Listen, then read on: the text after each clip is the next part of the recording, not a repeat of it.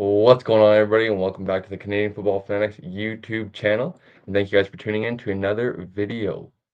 Episode 36 coming at you guys here today. We are going to be joined by head coach of the Vancouver Island Raiders, Shawn Arabsky. This is a lengthy episode, as you guys are probably well aware if you guys have clicked on the video already. Just about 2 hours, we were able to sit down and chat with Coach Arabsky and hear about his journey. It was a good one. Like I said, a lengthy episode.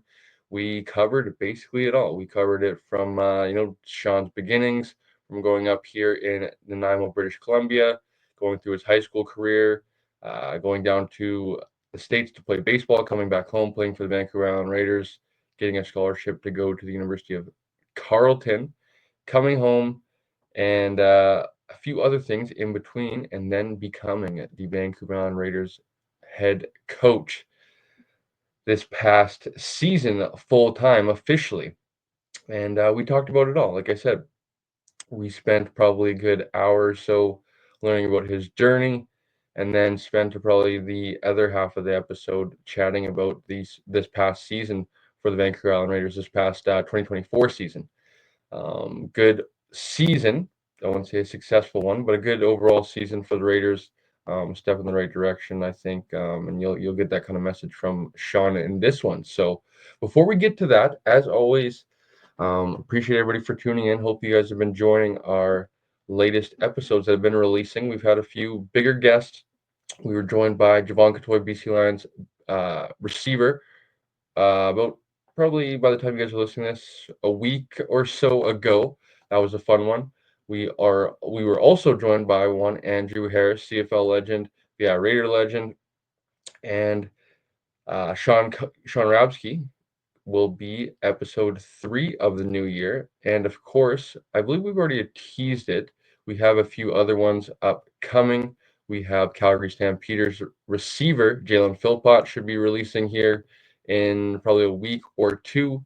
And then the guy that's been in the headlines everywhere the last few days, few weeks, I would say, with the All-Star games, and got recently invited and is actually currently uh, competing at the Senior Bowl. Taylor Algersma will be jumping on the channel to join us for a conversation as well. So excited for that one. Taylor's doing a ton of good stuff right now for the Canadian football.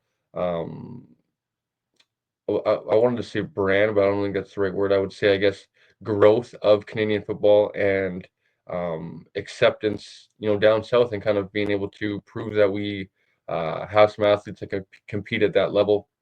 And I think Taylor's been showing himself pretty well, and the rest of the country, representing the rest of the country very well this past week at the Senior Bowl, and wishing him well. I believe we're going to actually drop this Saturday, the day that he is competing at the Senior Bowl. So Taylor, hopefully you had a good showing, my man, and that episode will be releasing in a few weeks. So, um, as always, folks, like, comment, most importantly, subscribe. We are still under 300 subscribers, so please push the subscribe button.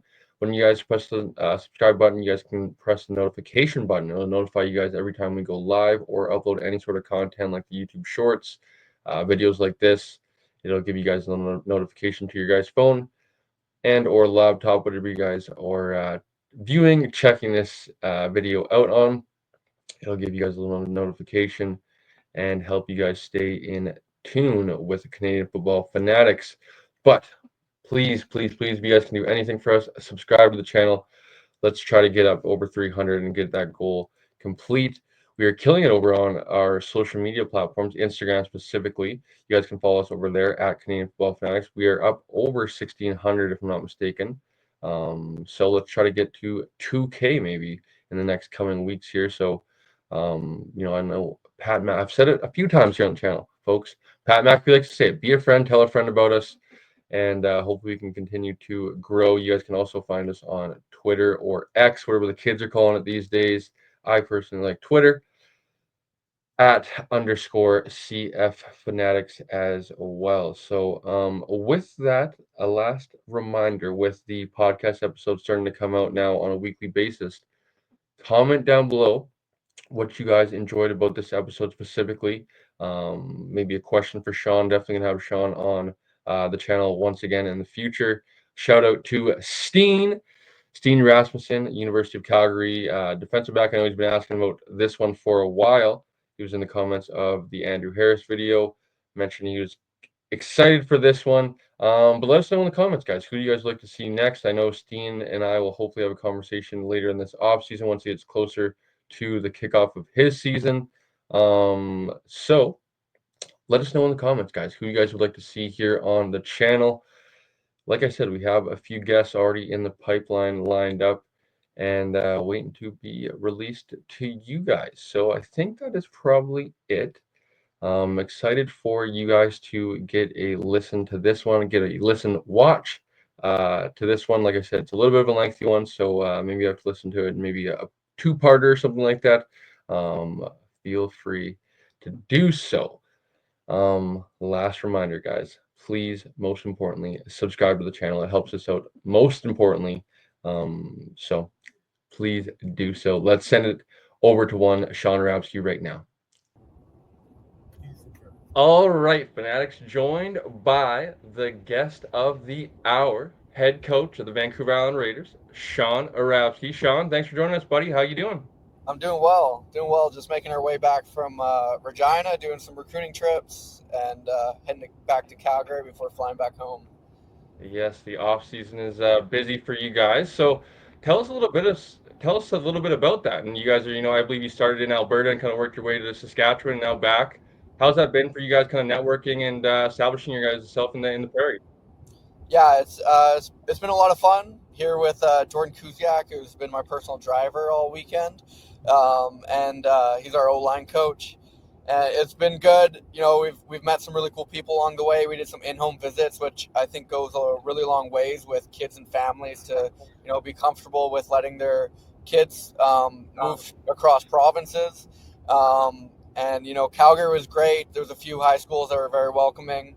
And we made it over to Regina for the Battle of the Prairies, which had two Alberta selects team, a Manitoba selects team, a SAS selects team, a team from Mexico, and a team from LA as well. So there was a lot of talent, and it was very exciting to be a part of it.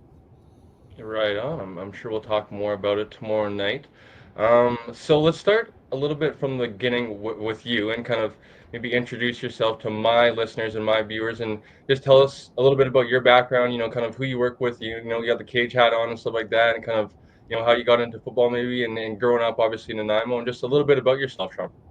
Yeah, so born and raised in Nanaimo, attended Barsby, won two provincial championships there. Obviously playing against yourself as well. It was always fun against the ND. But, growing up, I was always a baseball player first. That was kind of always the sport that my dad wanted me to play. And, it was always my first love. And I was kind of able to, after high school, go play junior college baseball down in the States in Washington. And, it didn't go as well as I would like. So I moved back home to kind of just go to school. I had a little bit of a sour taste in my mouth on kind of how I finished, playing sports. Leaving baseball, I wasn't playing a lot of the JUCO, so I decided to play for the VI Raiders. Obviously, that's when we were able to play together, Cole, and we were very successful during those 2 years, winning a Cullen Cup, playing in the national semi against Saskatoon. And, having a successful season the year after, too, where, we ran into Javon Kotoy on the Langley Rams, who went for 250 on their heads. And I'm sure your listeners are very well acquainted with him.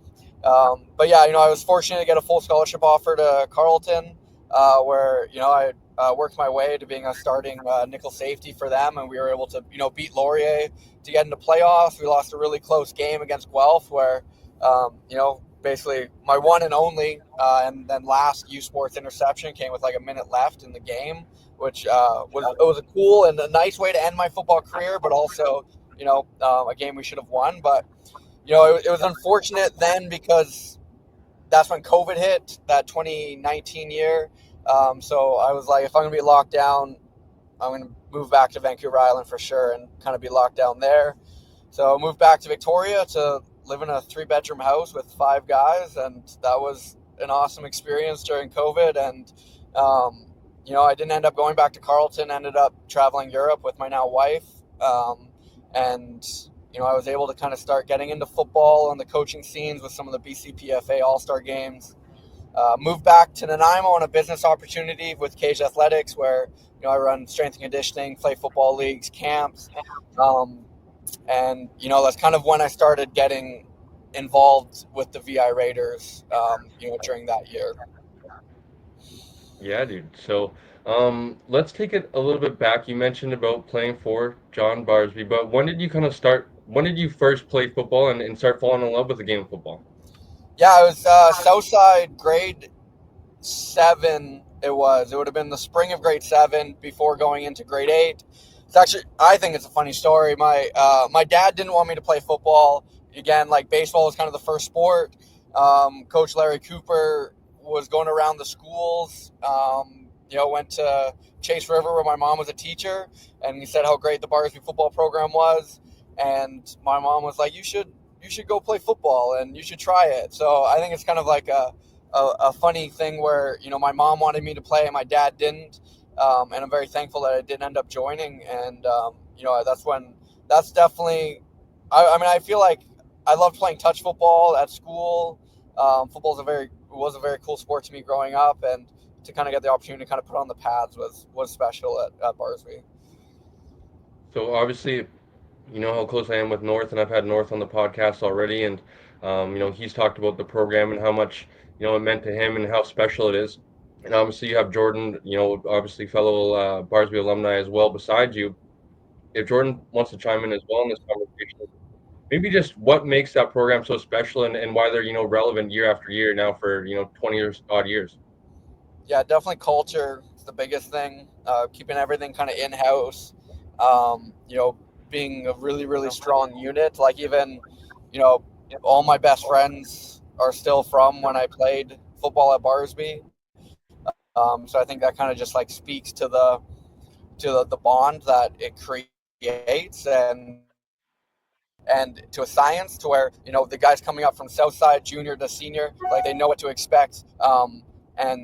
And you can kind of take that like kind of mindset and kind of be great with it. Yeah, so you mentioned about winning two provincial championships while you're at Barsby. Let's talk about the first one, 2011, a junior provincial championship with, a very talented team, in 2011. But tell us a little bit about that year and, starting safety on the team and obviously end up winning the provincial championship that year. Yeah, I mean, grade 10 was special. I don't think we got scored on until the semifinals, like not a single point. So definitely spoke to kind of the talent on that defense, and played Mission in the finals against some like really good players.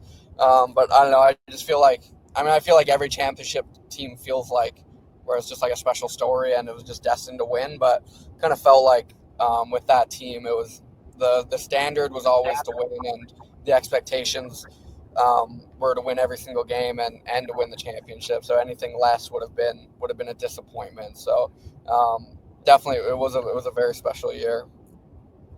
And what about that group of, grade 10s of, a lot of you guys, as you mentioned, close friends and still close friends to today, of that standard of Barsby, as you mentioned, of those older guys before you guys, the Ryan Deckers and stuff like that, kind of the winning culture before you guys, and the younger kids before you, and kind of maintaining that championship pedigree.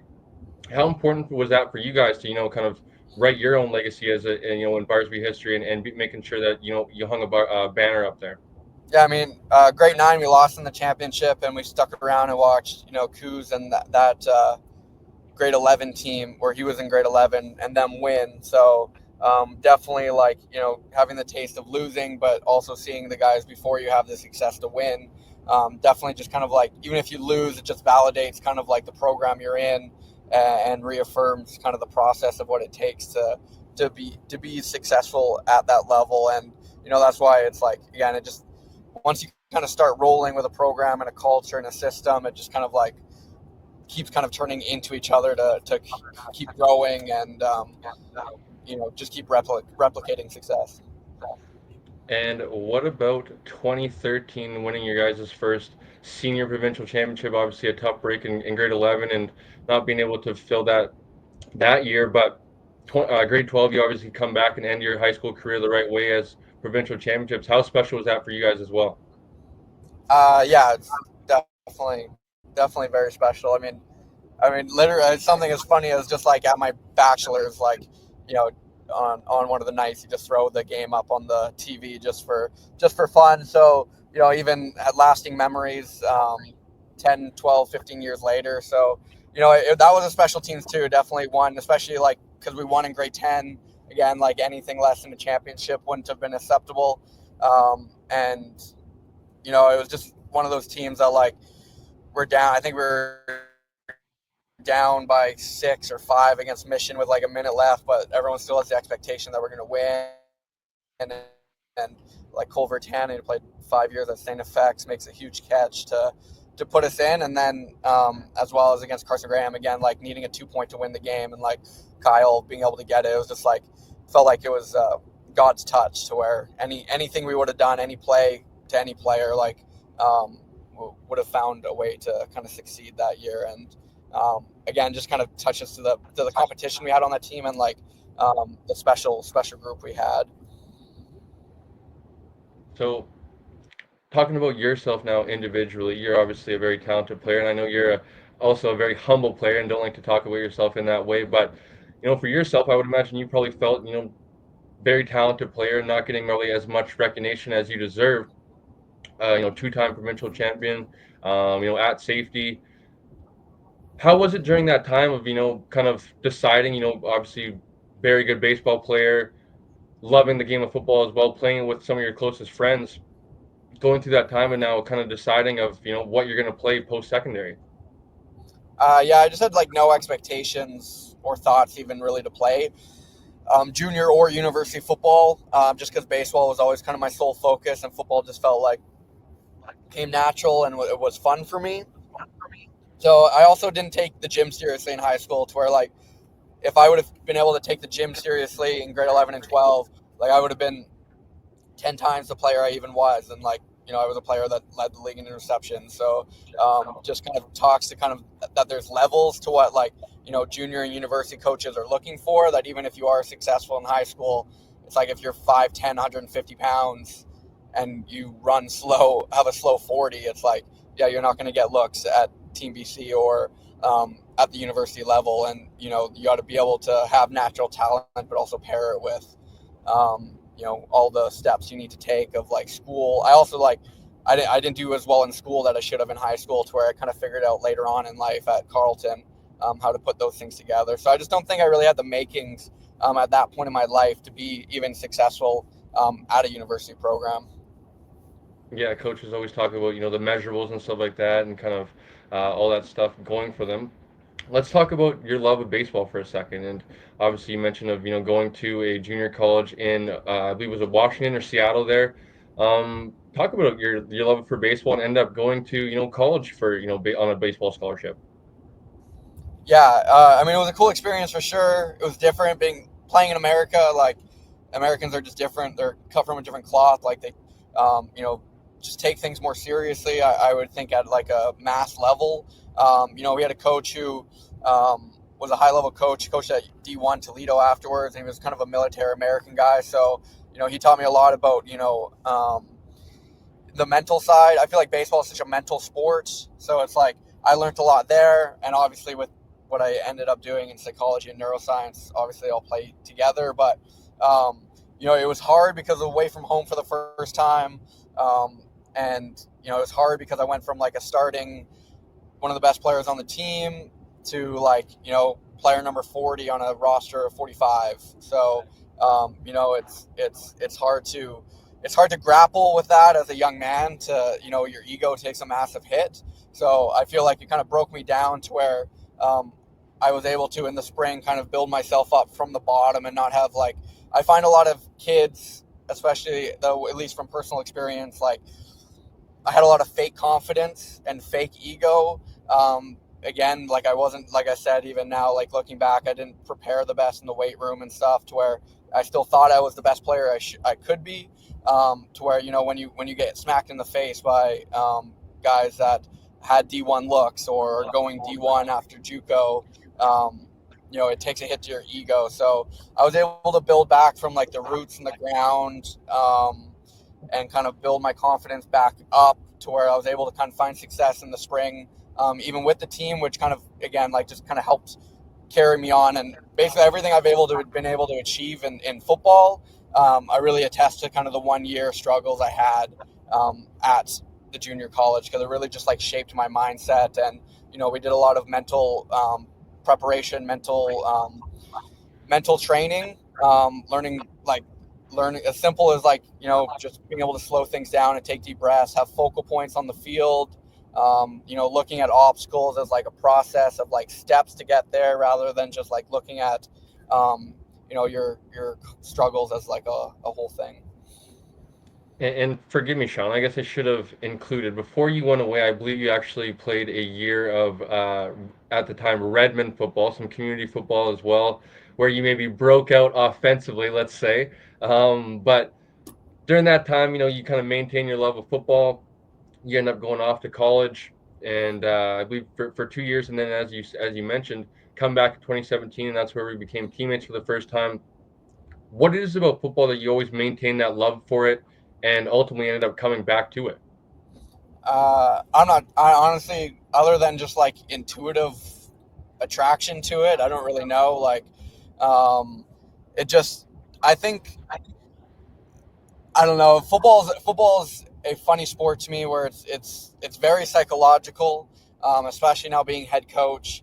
And I really, really, really like that aspect to it. The preparation you have to take in terms of watching film, and like as a safety, there's nothing more fun than watching a quarterback go to cock his throwing arm, and you know exactly where he's going to throw the ball, and you know that you're going to get him. To where like I feel like that, and same thing with like hitting dudes over the middle. Back when I like that, I'm like an old head unk now, where like you can still do that. To where like again, there's nothing better than seeing a dude come across the middle and like watching the quarterback throw it, and you're like, dude, you're leaving your receiver out to dry. So, and as well as just like again the team bonding aspects is something a lot of guys talk about with football that I definitely cherish, especially even to go back to kind of grade 10. Like I lost my dad when I was 15, 14, that grade 10 year, which kind of made that year a little bit more special as well. So the football at Barsby kind of became my like second family.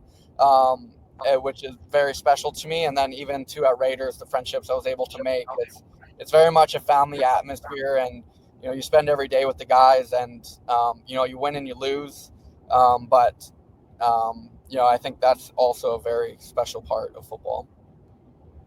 So you end up returning home to play for the VI Raiders that 2017 season, and as you mentioned, it kind of just came into your lap. And former teammate of yours, Justin Cook, obviously his dad at the time was general manager of the team, and I'd imagine had some communication with you of trying to get you back and having some friends on the team already probably trying to be in your ear to come back and play already.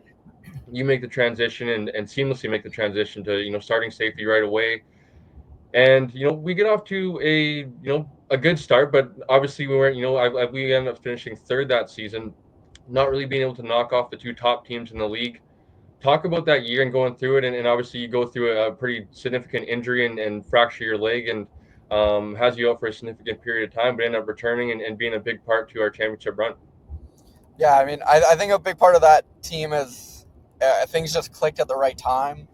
Mid-season or second game when I broke my fibula because I was trying to celebrate and I ran to a ref's knee, which was unfortunate. Watch out for the zebras coming off from the sideline. But, Josh Paisley, our starting halfback, was probably the best DB on the team, in my opinion. Like, and even that's with like, me and Jeremy, and, Javon was part of that team too, but he got injured as well, like week 1. So, basically through the first 5-6 weeks, we were missing two integral parts of the defense. And, we had a little bit of a young offense trying to click, and we were able to just kind of put things together at the right time. I feel like, even with that Raiders team, I feel like we always had the confidence walking off the bus that we could beat anyone. And even too, like in the Apple Bowl, the second time the first game we played them at home, they smoked us. Me and Josh were watching from the the booth. And then the second game when we were both healthy, our first game back, like, we tied them in the Apple Bowl. So, that's always huge when you're looking to go play someone in the playoffs as well, having that history, or like at least that you've shown that you can compete with them. And then, West Shore beat us twice, but everyone knows it's hard to beat a team 3 times. So it's I feel like that team was definitely a story of everything clicking at the right time. We had a really great culture. And I think that team was, it was a special team for sure. So we obviously, talking about that 2017 a little bit more, we obviously had a guy named Bryson Mayo who was pretty good, a fairly talented offense with, now offensive coordinator, former quarterback Jake LeBurge. But, the tip of the spear was really that defense. And you already mentioned a few of those guys, Chang, G, and Paisley, yourself in the secondary. You look up, the linebackers, Dexter Shea, some of those guys up front, Quentin Bowles, I believe, he was the Wizard Takes put a post out there. I believe he had, what was it, double-digit sacks that season.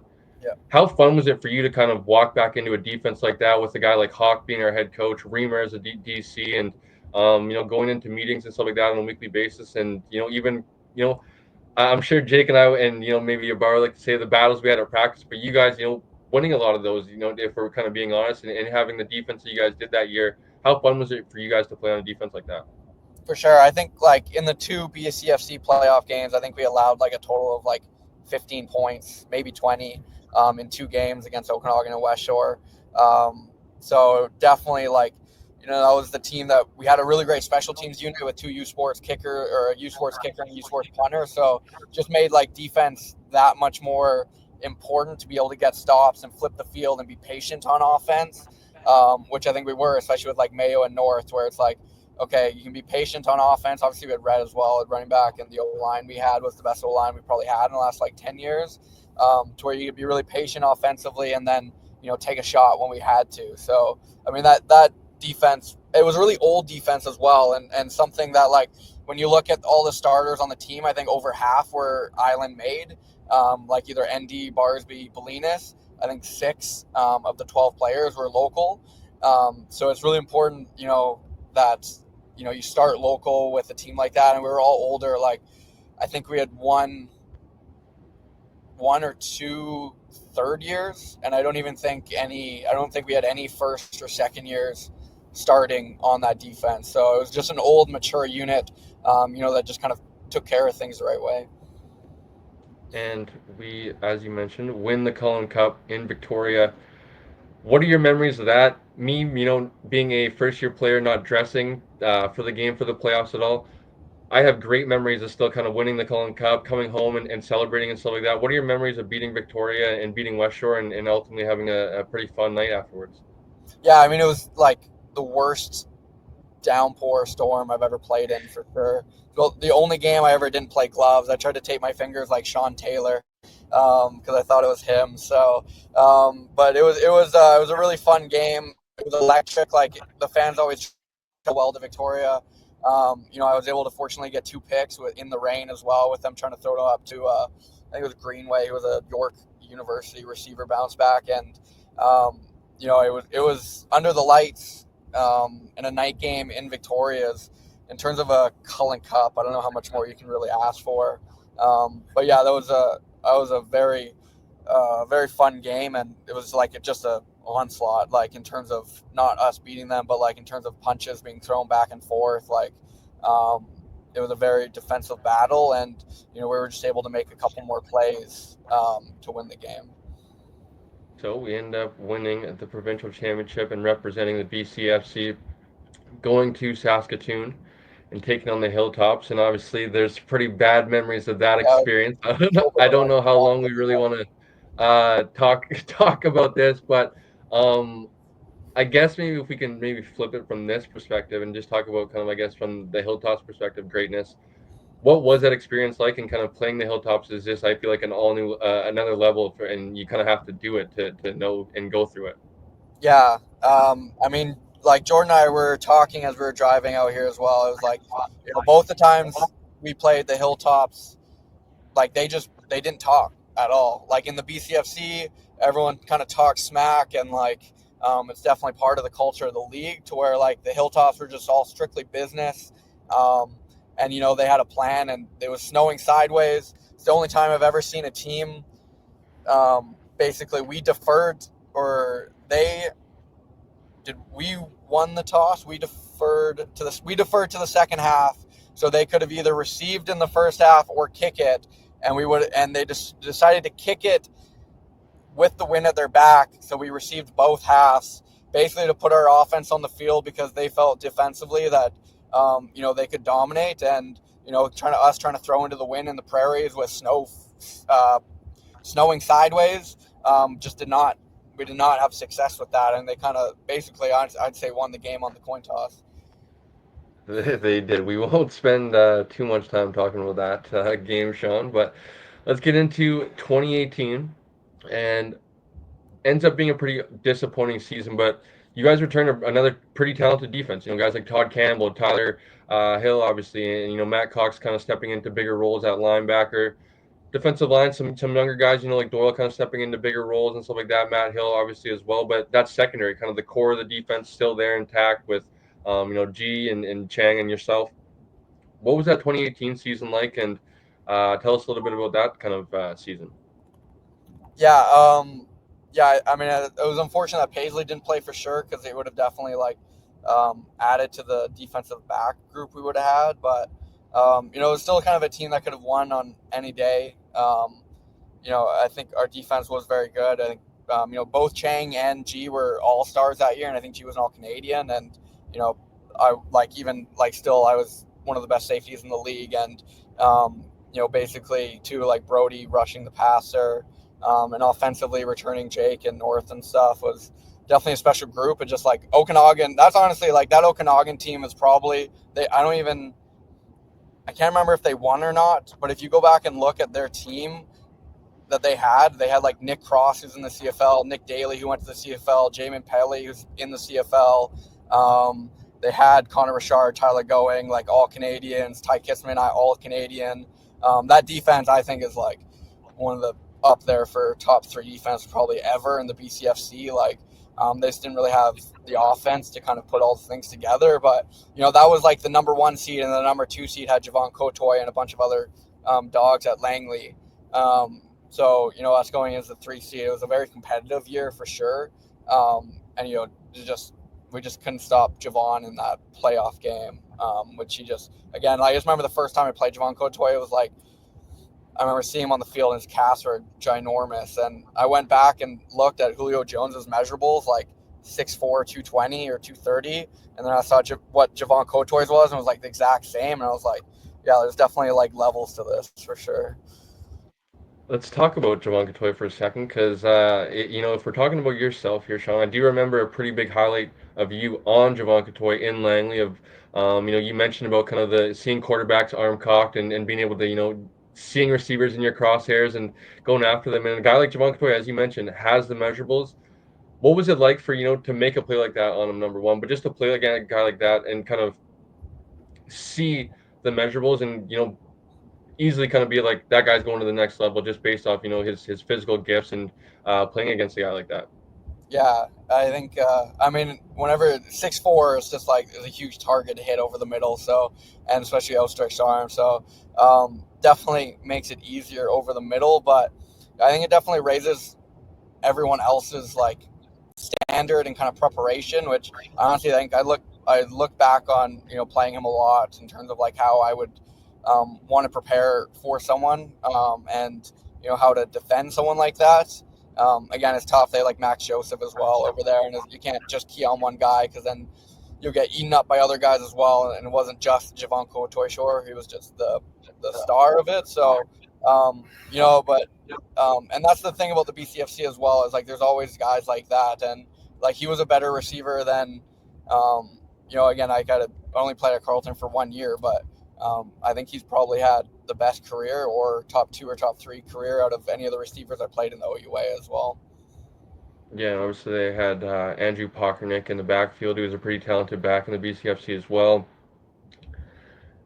That season ends, obviously disappointing, in Langley in 2018, and you decide to go to the University of Carleton, excuse me. What was that process like for you, Sean, of maybe deciding to, go elsewhere and look to, go to a U Sports route?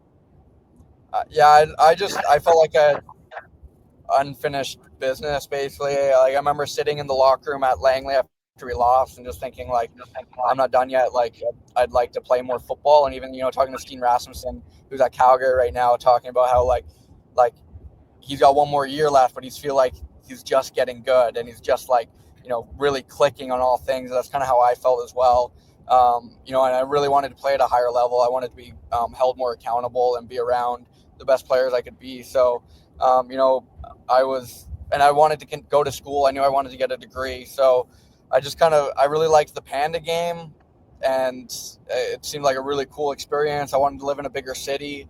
Living in Nanaimo, a smaller town, a smaller city, and like even in JUCO in Washington was a very small town. So that's kind of where I clicked on Carlton, and it was nice because they kind of ended up being my number one, and then they also, out of all the schools I talked to, were the most interested in me as well. So felt like a really nice fit when I was making that decision.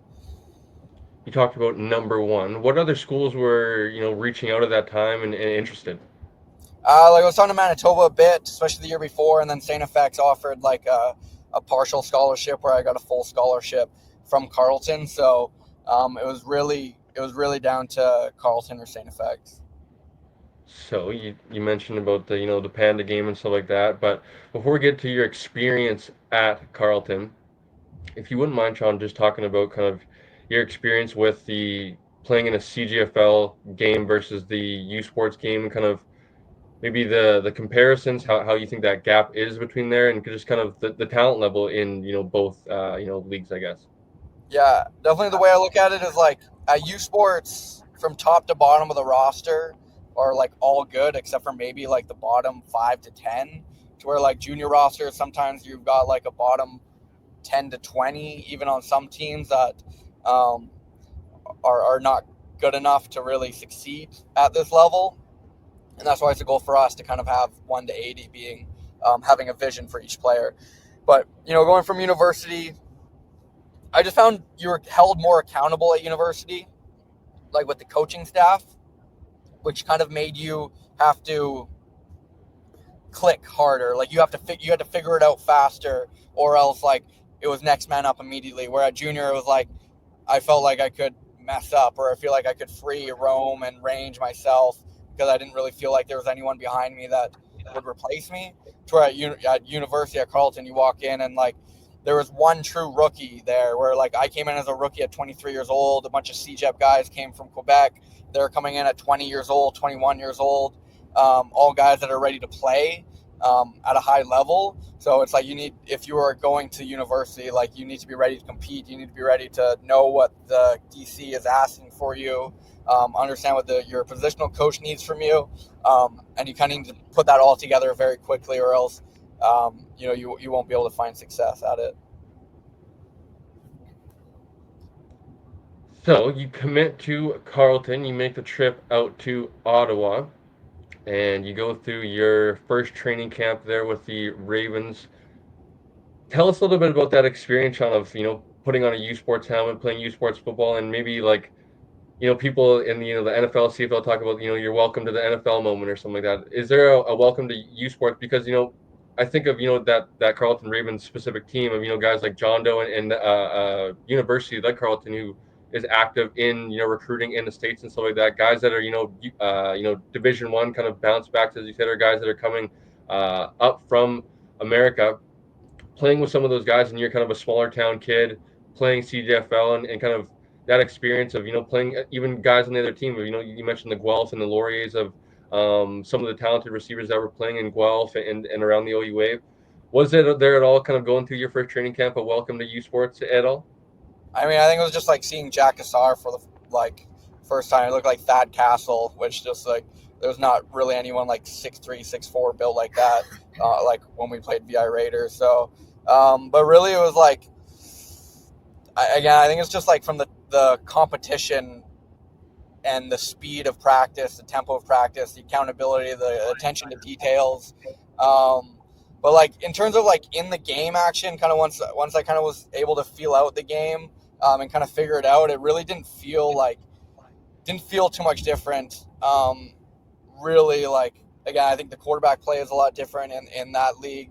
And again, every team has great receivers that are going to go get CFL looks. But like, definitely wasn't really a welcome, other than maybe when we played McMaster at home and I got absolutely lit up on a blindside block. Um, that's about like one of the only times that had happened in my career. So that was definitely one where I had to kind of just shake it off and pretend like it didn't happen. So take us through that season a little bit, Sean. I know you mentioned really good things about the Panda game and that being an influence on you to go to Carlton.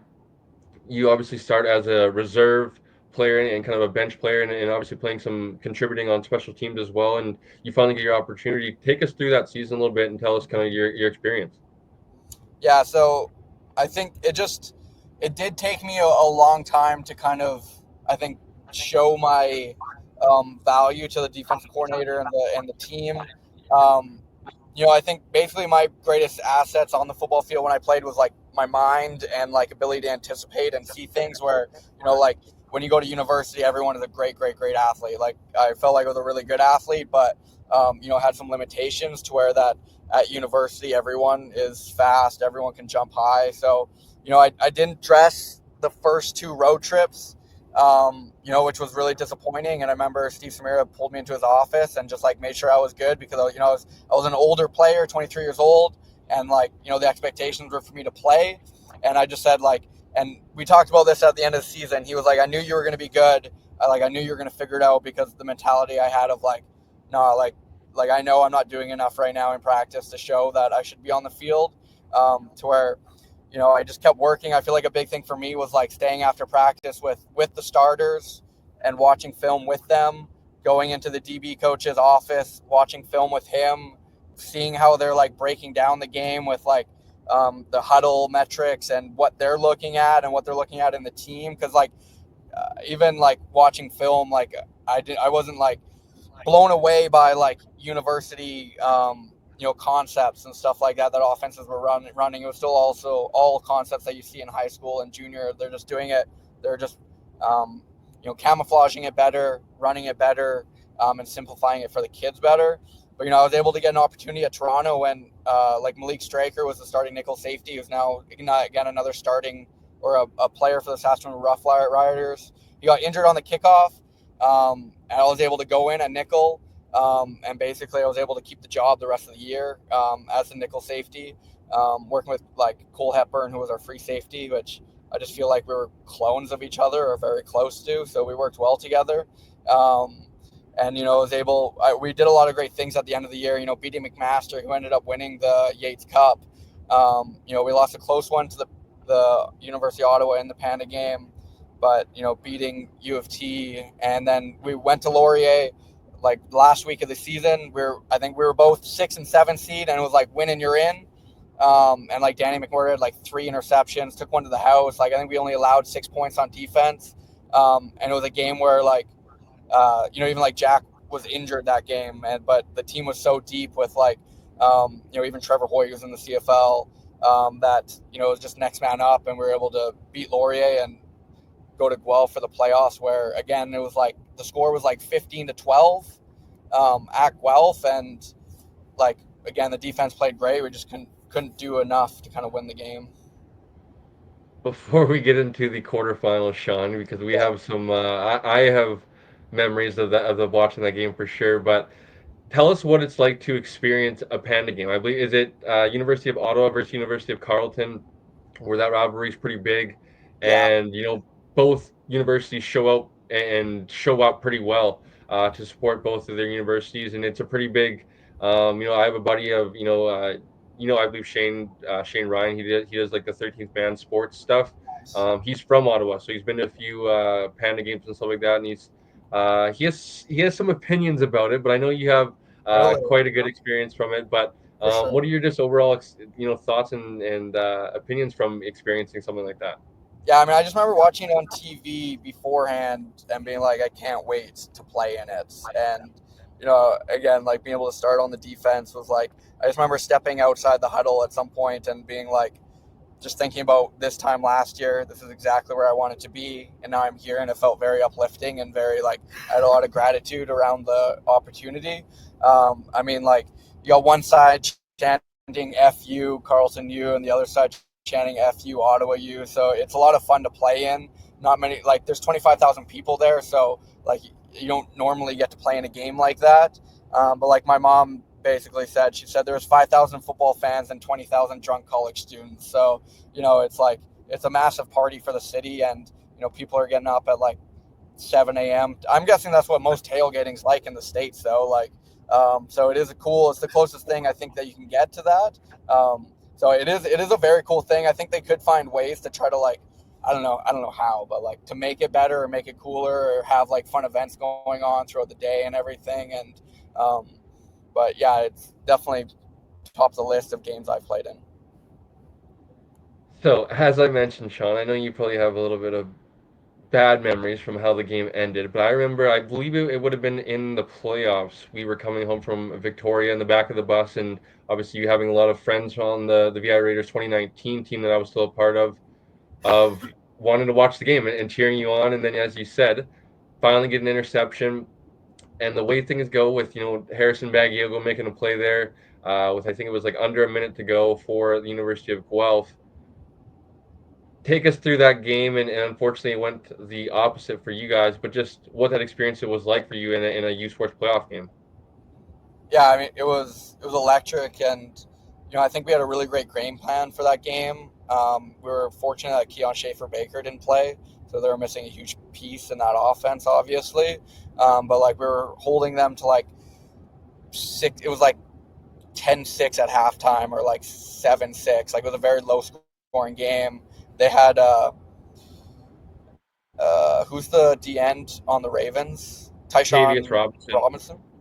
Tavius Yeah. Robinson. Yeah, like he was special. He was special, and their other D end, Chickamade, or I can't remember who his name, but he had 4 sacks in that game. And the other D end is in the NFL.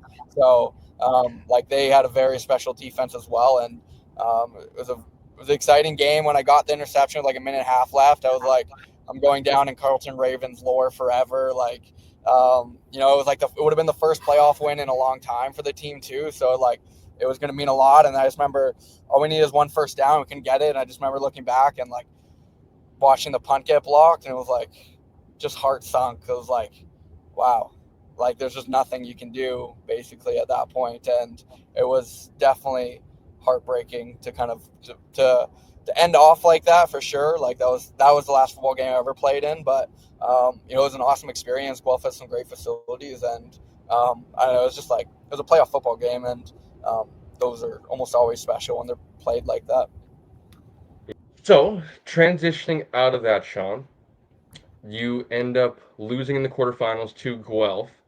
And as you said, that was your last football game you ever played. What was that point? What was that transition period like for you of deciding, did you have, I believe you had eligibility and kind of going forward? I know stuff was coming down the pipe of COVID, and you mentioned that. Were there plans of obviously playing another season in that would have been 2020 fall season? For sure. Like the spring ball season we had, like after going through a full off season of workouts and the spring, like, the training, the practices, that was the best I ever felt. Playing football, like a game just moved so slow. I was reading things so fast. I felt like I was in the best athletic shape of my life. And, so then when kind of COVID hit, moved back to Victoria. If the season would have happened in September, like if COVID would have only lasted a few months, I was going to go back for sure. And then it was kind of like COVID canceled the season, and I was having a good time in Victoria. Again, still in great shape. Like was doing 2 days in the garage gym, um, and but it was just kind of like at that point I was 25 years old. I didn't really. Basically, when I look back at that time, basically I was deciding on, kind of just moving on with my life, trying to figure out some other stuff, living on Vancouver Island in Victoria, or going back. And I made the decision even before I met Hannah that I was probably not going to go back because I felt pretty good with like basically my football career, and I didn't feel like I was going to play in the CFL, even though I maybe went to a regional combine or something, to where I felt content with how my body felt and where my mind was at with hanging up the cleats. And then I was able to travel Europe with Hannah, my now wife, to, that first fall when the season after COVID. So I felt good that I was able to kind of like I wasn't just sitting at home doing nothing while I could have been playing football. I was able to experience some parts of life that I wasn't able to experience before that. So it was a tough decision, but one that I don't regret at all, and I'm very grateful for. And that team because that team going into that next year was very, very good. Trevor probably would have played again, and we returned a lot of players. But then even after that, the canceled COVID season, we still would have been very good, and that team was good. But we lost out on a few guys that ended up going to the CFL draft beforehand as well. So you talked about coming back home and returning to Victoria. You end up getting into, I know, eventually starting to train some kids there in the Spectrum programs, Mount Doug, Belmont kids. Talk a little bit about that and kind of what you went to school for and how you kind of fell into that path as well. Yeah, I was finishing my degree online. Was doing majoring in psych and minoring in neuroscience. And I started helping out with like BCPFA, the All-Star Games. So that's kind of where I met Todd Ruther, who's now the DC at West Shore, and he was able to give me opportunities, training Bryce and Blake, his kids. That's where I was able to, work with guys like Gio Nulanuzzi and even like Malik Gagne-Smith, Victoria West Shore guys. And Malik's now at like York, and just allowed me to kind of dip my toe into that realm of training. I ended up getting my personal trainer through that summer, and kind of I started working at Speed Mechanics, where the owner is ex-St. FX strength and conditioning coach. So again, I just kind of started stacking small opportunities in Victoria, which again just kind of piqued my interest into what I am now doing. Yeah, so you parlayed that into a business opportunity back in your hometown here in Nanaimo with Cage Athletics, somebody you're familiar with the people that run it. Talk a bit about getting into that and kind of what you guys do now at Caged. Yeah, so it was kind of like I was I didn't know what I wanted to do in Victoria. I was thinking about doing naturopathic medicine, to where I would have had to go to school for 4 more years, or and then Joey Sabo's the owner of Cage. Kind of we were talking about potentially running some. He runs baseball camps and baseball training, so we just thought about potentially being able to do a football thing, and I kind of just took a chance on it, and was like, okay, well, if I'm going to do this, I'm going to at least really try it really hard for a couple years. I always have school to fall back on if I want to go read, or something like naturopathic medicine, to where I moved back home, and we started with just like some strength training. I worked with a couple of VI Raiders, like Felice Toscano. Phil was basically like the first football guy to say yes to training with me. Started training some of the Mid Island Pirates as well, and just some. So again, help run a flag league we started, and some football camps, and kind of just get our feet wet in the community and start to gain kind of reputation there as well. So when was that? You came back in 2022, if I'm not mistaken, Sean? I think it was January. It was January 2023. January 2023, and um, now it's been, I guess, 2 years, January 2025. Now that the times have gone by, how much fun is that for you that now that's kind of your daily, job, right? Of you kind of you run the football side of things for Cage and you set up all these camps and these teams now that are traveling into the states and stuff like that to take on teams in 7-on-7 tournaments. You're training these guys that are also high school kids and U Sports and CJFL guys that are coming back home. And how much fun has that been to kind of build Cage's brand in the football side of things? Uh, yeah, I feel like it's been special to kind of see the growth. It's crazy we're only going on year 3. Like it feels like I've been doing it for like 5 years now. And I just feel like the people I've been able to meet through it has been crazy. And the one thing I'm really excited about is like the group of young kids we've had that, started out in grade 7, grade 8. Now they're getting into grade 9. And it's like, I'm really excited for like 3 years from now when they're hitting grade 11, grade 12, and kind of the systems we're going to have in place to try to help them, achieve their goals of university football, junior football at the next level, getting their degrees. On the baseball side as well, like, Head Coahes is a catcher who I've been able to work with or going on year 3 now, and he's looking at getting a D1 offer for baseball or going down the JUCO route. And, that's going to be really cool to kind of see like the first guys. Same with Phil, who got, he's got a full ride scholarship to a Can West school if he wants to take it. So again, seeing like the growth of guys that like 2 years ago, were just younger, didn't know what they wanted to do, and now for them to have the opportunities that they have, and for me to just be like a tiny piece of it, is very special to be a part of. And and we'll get into the Raider stuff, but it's all very synergistic with like the kids that we work with at Cage, the guys who work with the Raiders, and they get to interact with each other. And then even on the baseball side too, like, fortunate enough this winter to help train Connor Cascanet, who played D1 at the University of Purdue and was a 12th round MLB draft pick. So it's like when I'm training guys like that, I'm learning just as much from them if they are learning stuff from me as well. So that's like, it just helps my growth and just helps me learn and kind of keep growing. And it has been very special so far. You're a very humble person, Shawn, but I would say you're a little bit more than a tiny part of it, man. And I would say, just to maybe give you your flowers now, dude, I have a lot of respect for kind of what you've done here the last 2 years, and just the community, our football community of, growing up here. And I think we probably share a similar goal of like leaving it in a better place than the way we found it. And I think you're doing a fantastic job with, Cage and the Raiders of, putting on from the grassroots all the way up to CJFL. Like I said, I know you're humble, so we won't spend too much time complimenting you, Shawn. Um, you end up getting into the Raiders opportunity as this general manager, 2023 of last year, I guess 2 years ago.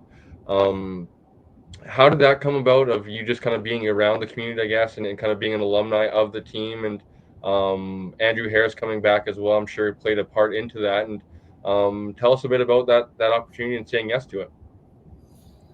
Yeah, Cable actually called me when I was still working in Victoria because he heard I was coming back, and I reached out to Josh Williams about potentially helping out the team. Just like I was getting into the football community, I thought it'd be good to kind of help out the team. And he asked me if I wanted to, like, if I thought I being head coach would be something I'd be interested in the future, and I said no, like, no, I don't want to do that. Like, it'd be too much time. I'm not, like, it was not something I was interested in doing at that moment. And I started helping out behind the scenes, getting to know the players and stuff, helping run OTAs, and just try to bring my experience at Carlton to the team.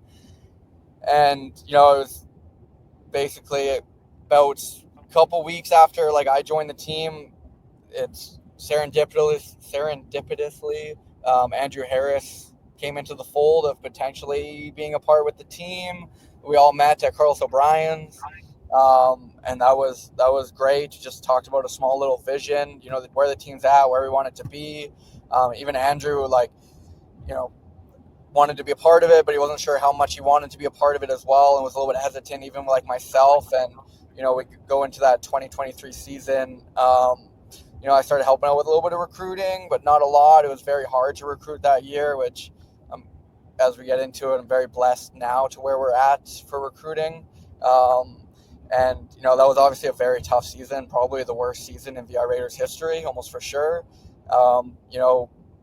Week one, Dexter Janke pulls up with a super team, and it was right from, basically you could see rookies on our team shaking pregame, being and I didn't think just from my experience with the Raiders, it was okay, yeah, they're gonna be good, but it's it's fine, you guys can hang.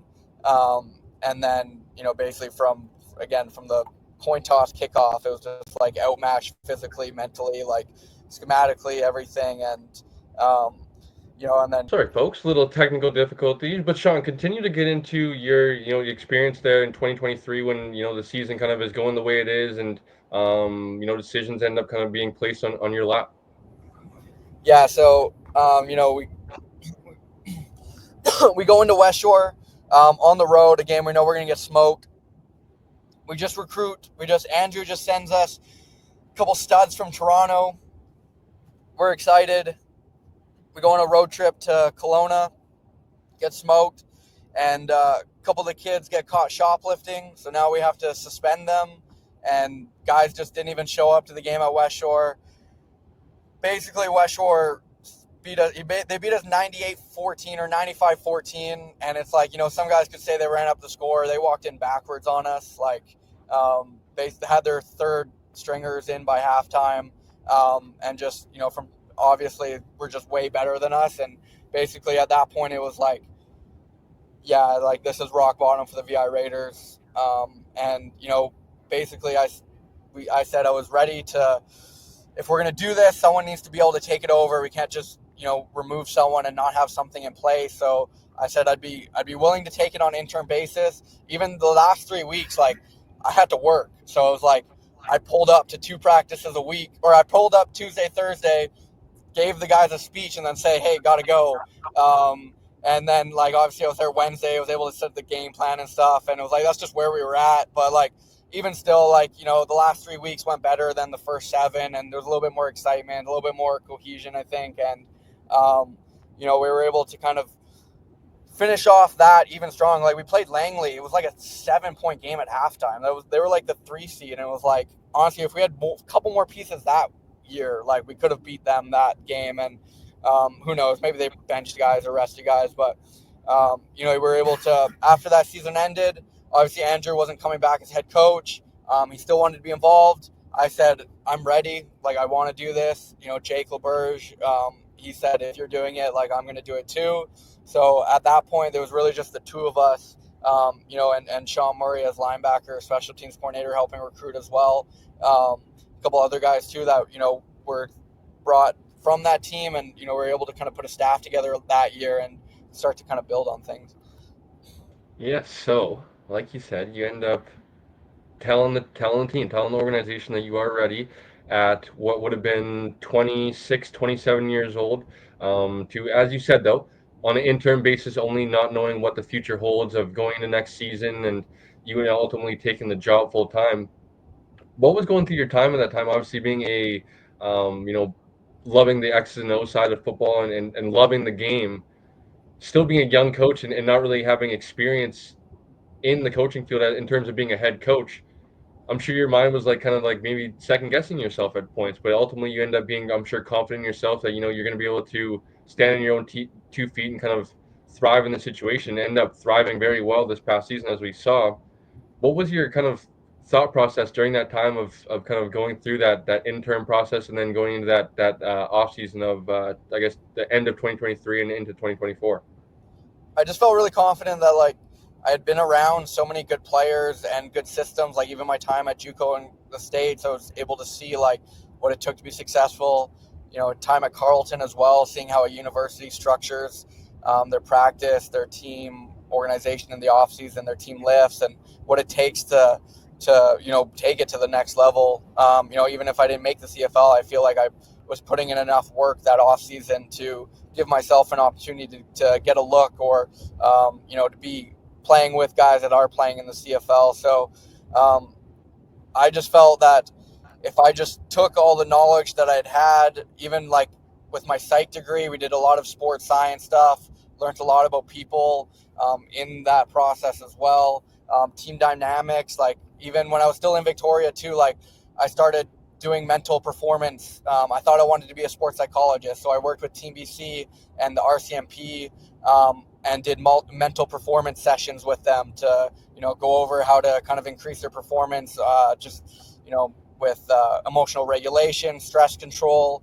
So I just felt like I had like a really holistic approach that I could give the guys, and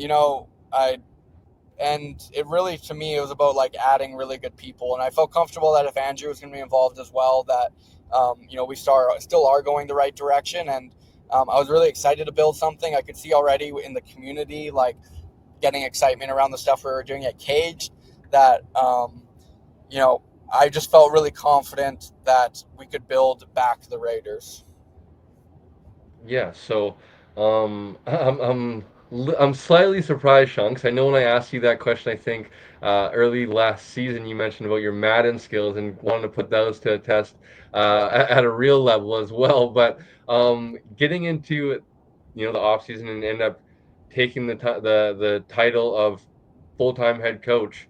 Um, how excited were you to work alongside Jake LeBurge, as you mentioned, former teammate of yours?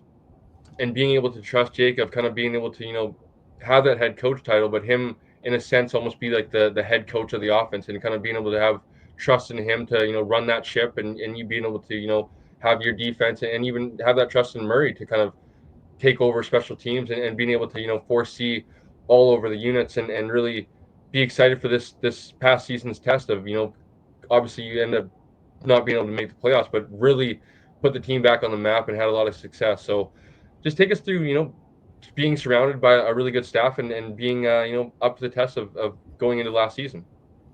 Yeah, so even when Jake and I decided to do it, we were like, okay, we're going to do it together. Like, we went, basically, I took the title of head coach, but it very much was co head coach style. Like you said, like Jake being head coach of the offense and just letting him run with it. I didn't have any, other than just like, we would call each other every day. So I'd have input just because we would have talk about it. But it was like, if Jake said he was going to do this, it was like, bet. Like, that's all yours. That's your baby. I want to just focus on the DC and working, trying to develop our staff and handle a little bit more behind the scenes stuff with the board of directors and stuff like that as well, and let Jake just focus on the offense and as well, like having the vision, like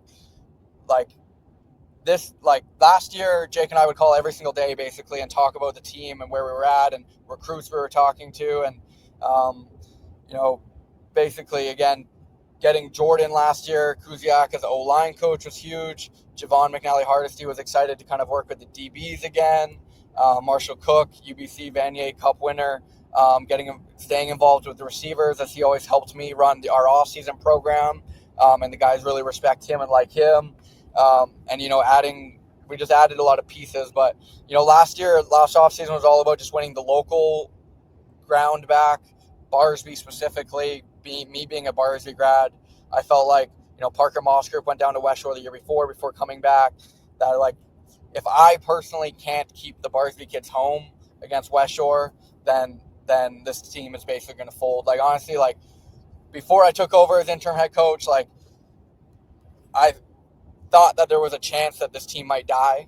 Like, there was a chance that if like things weren't put into place, that the Raiders could easily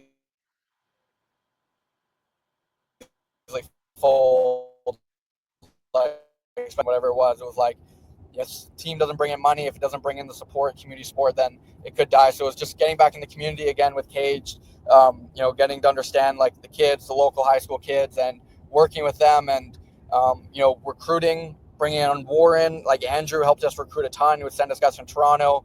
He added Warren McCarty, who's now taking a bigger step this year. We were able to bring in Sadler, the American QB, Blaze, the American receiver.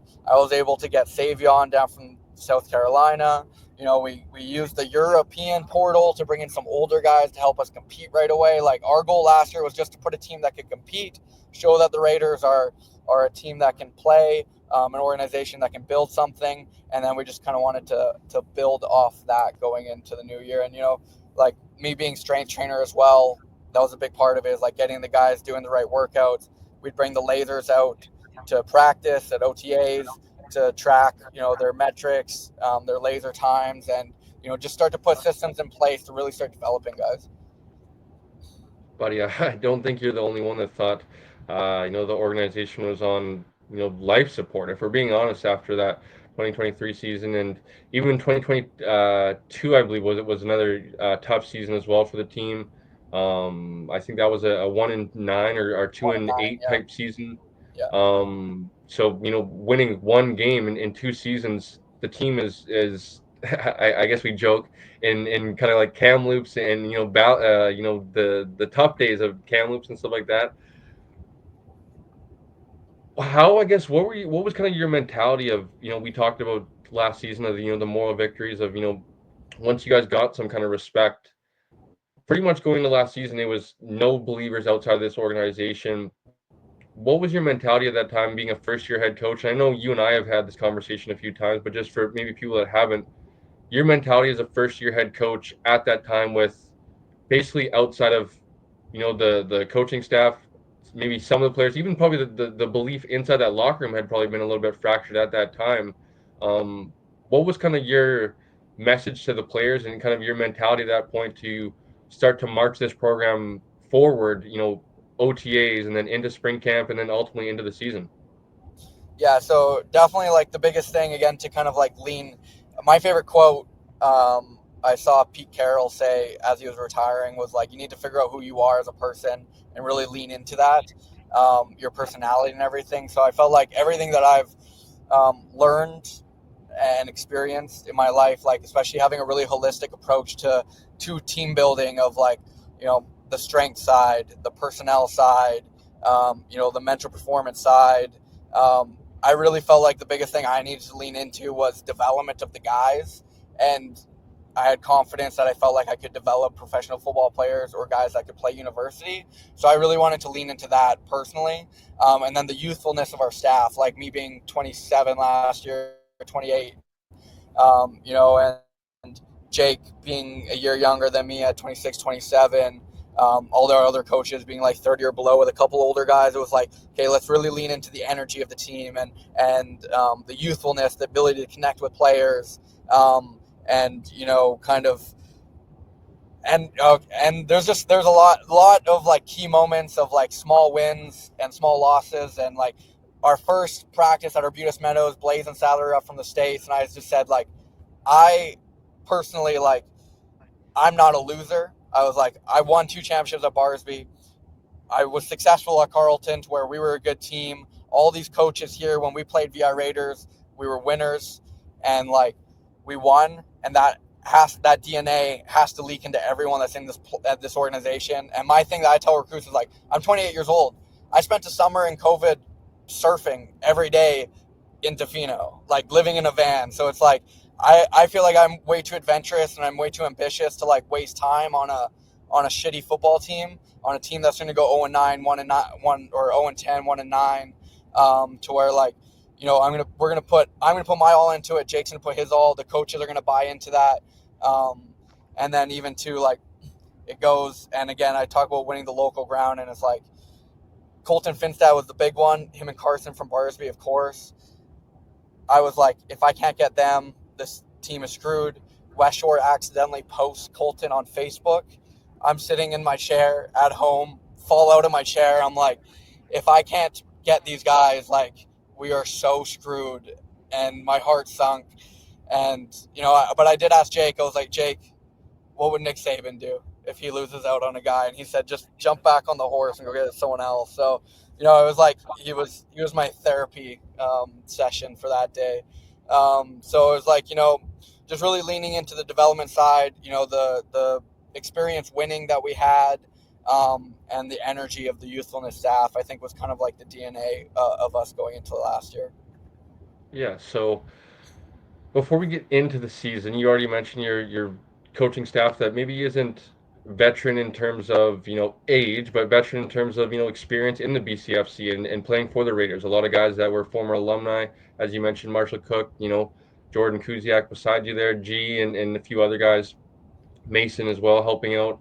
Um, I know you mentioned of that kind of giving you confidence as a first time head coach as well of going into the year and really truly being able to yes, be the head coach, but trust in, once you break to individual, you can kind of foresee all position groups and kind of go from position group to position group, obviously spending some time with the DBs as well, being that your natural position and sometimes just having to help out. But how much confidence did that give you as a first time head coach as well that, you could also turn to these guys for advice? And I know Marshall was big at, reaching out to Jake and kind of what he saw and stuff like that from time to time and working in collaboration and not so much of, you kind of running the ship and letting your position coaches as well have a say and a voice in the program.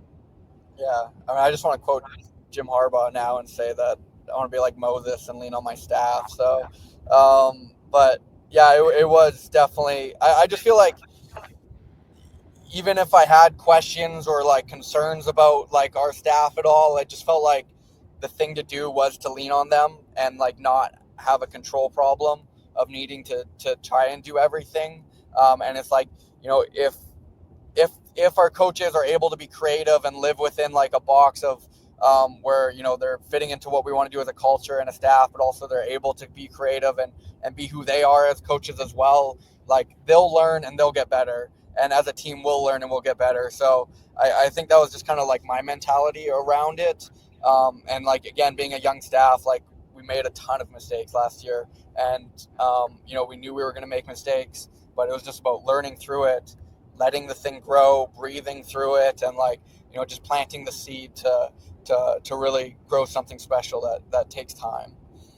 So let's get into last season, Shawn, and you get your start to your official head coaching career off to a unique start with how the game went, number one, and how unfortunately for you, just the timing of how things worked out. Um, Take us through PG, and obviously it ended unfortunately for us, but how the experience was for you to be watching basically your head coaching debut, from a very special place to you. I know it was cool for you and your wife. But how was week one for your official head coach debut for us? If you'd like to tell us, please. Uh, Even starting a few days before, like in talking about rookie mistakes and young mistakes, we had about 9 guys that were like about to be ineligible because they didn't have their registration in. So that was like a huge stressor kind of that week leading into it that we had to learn from. But yeah, I mean, that was the day of my wedding, the first game at PG. And that was funny because we're able to like, we're able to put in weeks that we can request buys potentially. And because BCFC hosted the year before, I didn't realize that the season was going to start July 20th. So we were like, I decided we were going to get married that day before I took the head coaching job as well. But yeah, I remember I had full confidence we were going to win the whole time. And I just remember Matt Hill was there. He was still in the coaches group chat. So during dinner, I hope Hannah doesn't listen to this, I kept going over to him and saying, hey, what's the score? And I was just ready. I was super ready to, get a picture of the guys on the bus, get a picture of the staff, of us all winning. And, obviously we lost a close game to Prince George, and that was super disappointing, but didn't ruin my night at all, of course. But it's one of those things where, just learning experiences and things that we needed to learn from that game. As much as he didn't understand how to, taking a knee on the 1 yard line or taking a knee in the end zone and the benefits in the CFL game, we also as a staff didn't communicate it well enough to him as well. And even that game against Prince George, like we're missing Tanai Wisdom, who in my opinion is a top 3 pass rusher in this league. He had 3 sacks in 4 games once we got him. Dan Aubinquo could have been an all-star. We didn't get him until week 3. Rondé Lyle, who was one of our starting running backs by the end of the year, we didn't have him. We were missing multiple starters that game. I'm sure PG wasn't where they wanted to be week 1, but that was just like kind of a shell of the team that we ended up being. Yeah, so very much so, and well said, of a shell of what we end up becoming. And I think probably after people saw a lot of the score, it was maybe slightly, and I wouldn't maybe say impressed, but the Raiders played in a close game. So I think a lot of people were expecting probably us to be 0-10 again and see similar results to the year previous. And I don't think we quite earned the respect back until that next following week at home, which would have been the Okanagan game. Take us through that game and really, if we're being honest, kind of punching Okanagan in the face right away and kind of we're really for real again and kind of earning our respect back in the BCFC, and ultimately it doesn't go our way on the scoreboard, but another close loss. I actually just watched the game the other day, and a one-score loss to the ultimate BCFC champions. Yeah, I mean, for me personally, it was like that was my first time ever even scheming against a team. Like I'd coached all-star games before, but I had never actually created a game plan on a team before. So that was a lot of fun. I felt like, again, just being a first-time DC, I felt like every day watching film on them, I was just unlocking something new. And obviously, Ilya Noah is a great player. And, offensively, we had a great game plan. Like, I'm in the headset, I got Jeremy Chang talking to me, and he's like, it's like midway through quarter two, and he's like, dude, Jake is cooking right now. Like, it was like everything we wanted in the first quarter and a half we were getting offensively. We had a good game plan for Noah. Everything was just take Noah away. They had Merrick starting at quarterback, 17 years old. He's a great QB, and he's got great things in front of him. But I was like, I'm not going to let the 22-year-old Boise State running back beat us. If Merrick can beat us and attack downfield, then I'll hang my hat on that. We were fortunately able to keep Noah under 100 yards that game, something we'll definitely hang our cap on. And then they replaced Merrick with Kroger, third quarter. Kroger is much more comfortable attacking downfield, or at least was at that point in the season. And, he kind of killed us down the seams, and I didn't adjust fast enough in that second half, as well as offensively as well. Like, we just kind of fell into a lull in mid-season, and that's something Jake and I learned a lot last season, of like how to make second half adjustments, how to keep your gas on the pedal, because I think we did get into a lot of lulls after second half, where I think more veteran coaches like Oki has, Shane Beatty, who's been around the league, Travis Miller and their OC, who had coached more, they were able to make better adjustments at mid-game than we were. But that was a game where anyone could have won. It was like, they hit a big play down the sideline for the first touchdown of the game, or mid-play second quarter, where it's like our Sam linebacker was this close to sacking him, our field corner was in position to pick it, and we just didn't make the play. And I think it was kind of a coming out party for the team. It was a coming out party for Ruben as well, like really balling out, and them pregame saying, where's Ruben, where's Bonsu, because I knew he was going to be a baller. Phil, the All-Canadian as well. Like, I wasn't sure how he was going to react being on ISO on Jordan Falconer out there on the boundary side. And I was like, hey, well, we're going to see if he has what it takes. And, they tested him 4 or 5 times, and he was able to basically be perfect on that side, other than one play where they beat him for 40 and a cover 3, not man. But, again, I think it was a great game, and it was just a game where, hopefully we're mature and veteran enough to win next year. Some close games to start the year and just don't go fall our way to end, but you end up getting your first victory versus the Kamloops Broncos. Take us through that and how that felt for you too. I know there was the videos that were posted on social media of the boys in the locker room after, and the first victory for our program in over 2 years or whatever it was. How exciting was that for you to kind of see that come to fruition? It was really cool. Honestly, I felt better for the guys that have been around the team for the last 3 years than I did for myself. Like, I have mixed feelings around it, because I feel like sometimes I'm too not emotional about things. So like, I was like, guys, we have to beat Kamloops. Like, if we want to be the team we want to be, it's like, these are the teams that we have to beat, and like, the games we have to win to be that team. So for me, it was like about just setting that standard, and like, just, but it was special. It was great. It was fun to get dumped Gatorade on. It's special that it was Kaya and Phil, because those guys have been working with me for 2 years now.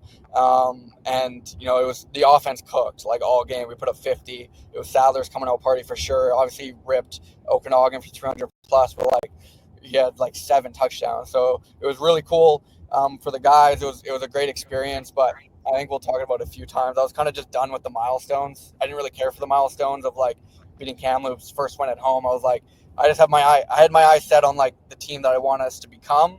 And it's very cool. And I'm trying to teach myself to really enjoy those things and cherish those moments, but at the same time, like, continue the vision of where we want to get to.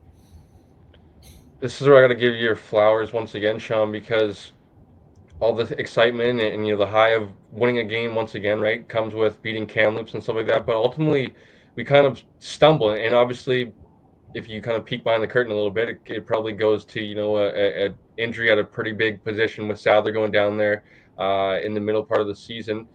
Ultimately, we end up kind of after the victory stumbling to a 1-6 record, and I think at that time with Sadler being hurt and the team having that record, the team could have folded their tents and kind of the season could have went, I feel like, a very negative way, and you didn't treat it that way at all, and kind of kept the message the same way and kept preaching, that we're going to keep these, the standard is the standard, and we're going to eventually get rewarded for our hard work and stuff like that. And Sadler ends up coming back, and we end the season winning 3 regular season games in a row against West Shore, Valley, some very good teams in the conference.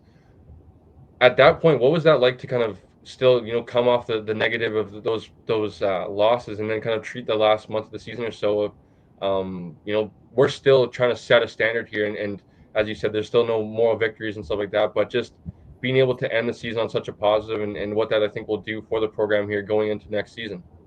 Yeah, I feel like it was the dog days of summer. Like, we had a 17-year-old quarterback playing because Sadler was injured, and again, another rookie mistake by Jake and I of like we should have just had Wildcat in and just ran the ball almost every play and just tried to really play field position.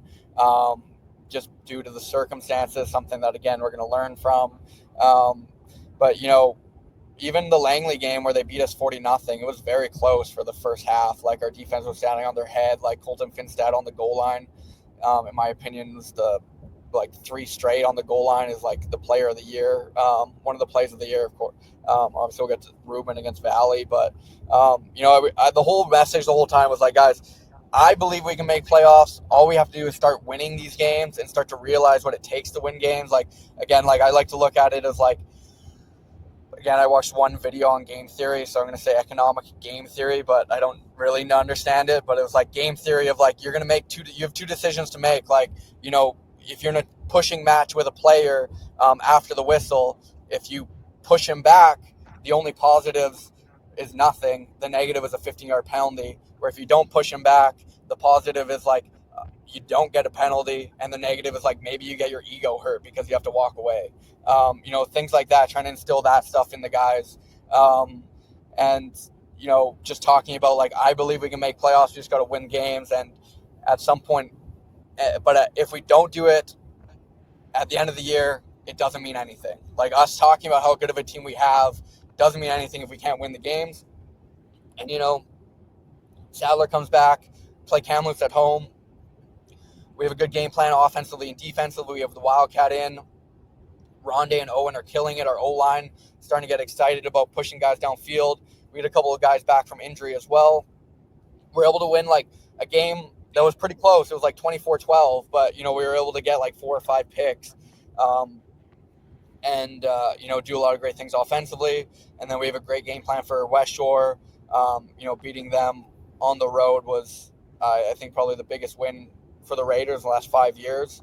And, just for Island rivalry, Island recruiting, everything, just the energy to walk away from that season saying we got the last win.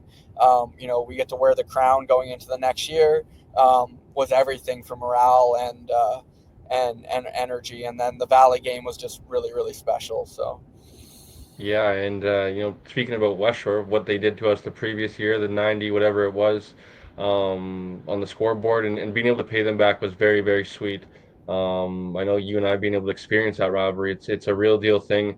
Talk a little bit about Valley for a second, Sean, because I know how being lucky enough to be back on a sideline and kind of experiencing some of those moments of when kind of and natural moments too, of like that pure celebration of when Ruben caught the touchdown pass to ultimately win the game, of like seeing the sideline erupt, and just kind of the like pure joy of the organization again. Like you said, a really special moment for the team, and I would imagine for yourself as well, just as a first year head coach. And I'm sure everybody that was there and a part of the organization, alumni, will always remember kind of that touchdown, and what that meant for the team, and ultimately just ending the season off on a really, really positive note.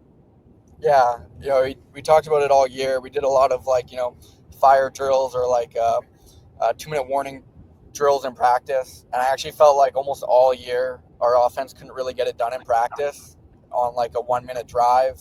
And like I remember saying like at some point like we're going to have the ball in our hands and we're going to have to make it work. And I think it was either that week or the week before, like it was the first drive, it felt like in practice, where we had driven down with like, 1-minute timer on the clock, driven down and put our position to score. And I think it's just like little things like that kind of keep building confidence going into that Valley game, to where, defensively we were absolutely decimated with injuries. Had to move Owen Giancola, the starting running back, to linebacker just for the game. We were very limited on what we could do defensively, and we got cooked, which was very hard from the sidelines to be a part of calling that defense. But offensively, really picked us up on the run game. In the second half, and Savion makes a huge play, like with a TFL and then a pick right after. And basically the storybook ending of Ruben catching a touchdown to finish was perfect. And the cool thing is the entire community runs onto the field. Like, there's so many kids on the field and through like working with the players at camps and the flag leagues and stuff, they know the players' names and feel a part of the program, which is really cool. And in terms of obviously us wanting to make playoffs and win a national championship, if the consolation last year after going 0-10 was winning the last 3 games of the season, beating West Shore, beating Kamloops, and beating Valley, we did feel good going into the off season. The great thing, Sean, I think that you maintained the whole time as well as last year was sweet and finishing 4-6 was cool, but that's not what we're playing for. And you maintain the whole time of we're playing back to get back to the Cullen Cup, winning the BCFC, and ultimately trying to get back into a Canadian Bowl. Now moving forward, how do you maintain kind of and maybe the message to guys that are 17, 18 years old that are maybe looking to play junior football of this team of what the vision is now moving forward of we're not just trying to be competitive and we're not just trying to, be 500 or around 500. We're trying to get back to winning this conference once again, which, wasn't long ago, right? 2017, obviously, years are flying by actually as I say that, and it's almost, a decade as I look up, but the recent history is still there, right? Of, winning championships and being up, the top tier of the BCFC. So going forward now, what would be your message to players that maybe are considering joining the VR Raiders, of this vision of what you guys have moving forward? Yeah, I mean, I just think like in terms of energy around a team right now, it's a very special um, feeling right now. I think that we have of like every I feel like every day, every week, it's like we're unlocking, or like I just feel like we've got for like the Raiders. It's just like get on, like we keep going up. It's like we're adding new people, like not just players, like sponsorship people. Andrew. So even before last season, it was probably June around that time, and Andrew called me. It was late. Like Andrew Harris is an absolute energizer bunny. Like that dude will be like texting at like 3 a.m. or something. Like I don't even know how he does it, but like he calls me. It's like midnight where I am, and it's like 2 a.m. or wherever he is at, and he calls me and he just says like he just says that I feel very. I was asked to be president of the team, and I didn't feel comfortable with it, or I wasn't really sure what I wanted to do. But I feel like what we're doing right now with the coaches we are putting in place, some of the systems we have on the board now, I feel comfortable and confident that I can take this position on. And I think that was another kind of vote of confidence in the staff that we're building. Um, that he's excited about it too. So I think that's another big thing for us going into the off season is like, basically from the top down, we're taking things like a professional mindset. Basically Warren McCarty, who's someone I'll get into, talks about us being like the 10th CFL team. And if we're making decisions based on personnel, based on structure, we need to make those decisions like we're the 10th CFL team, to really have professionalism leaked into everything we do. And again, having Andrew at the top is amazing. His guidance, his connections, bringing us Warren in the first place, their connections between, I hope I don't mess up his name, Phil Costanza, I think the Argos OC. Yeah. Yeah. Yeah. And so, Warren coming involved and now being a senior advisor for us, working with Jake on the offense, watching film, and basically kind of building off of that as well. So you talked about last year's vision was to win back Nanaimo, win back the local recruits, and try to start there. And you ended up obviously trying to get some guys that were outside of province, and even some guys that are international, the global guys, and even down. You talked about Savion and stuff like that. This offseason, you guys have been busy and upfront in the headlines of the BCFC, which has been great to see, and have been attacking all everywhere. The local scene, the BC scene, and obviously, as we talked about earlier, you guys are out in the prairies right now. How has this recruiting season been for you guys? Even though it's still very early in the process, and there's going to be kids that, U Sports kids that might decide very late that, maybe they want to go come back home or whatever, maybe come back into province and potentially play U Sports. I know you guys have been, I think, pretty close to your limit for the American/global players that you guys can bring in now. But how has recruiting season been for you guys and for the VI Raiders? Yeah, very good, very good. For sure. I actually want to go back because I got to give Warren his flowers even more, I think, and Andrew, based around how much they're helping the team. Is like Warren's someone who like worked in the CFL, NFL, XFL, like has worked at TV, like ESPN and stuff in America. He runs like a 7-on-7 football thing. He's a agent for a bunch of NCAA coaches, and like his guidance, again for Jake and I has been massive. Again, just making decisions to improve the team. Same thing with Andrew, and like both of them have just so many like network and connections to be able to set up Coos with the O-line coach from the Argos to talk about scheme stuff, to connect us with like to get Savion opportunities at the CFL Regional Combine, or opportunities with their connections in the CFL, having basically every GM in their phone, to talk to, and CFL coaches, is just like so massive to kind of keep building and giving our guys opportunities based on us developing them, and then them also having a vision for them to go play.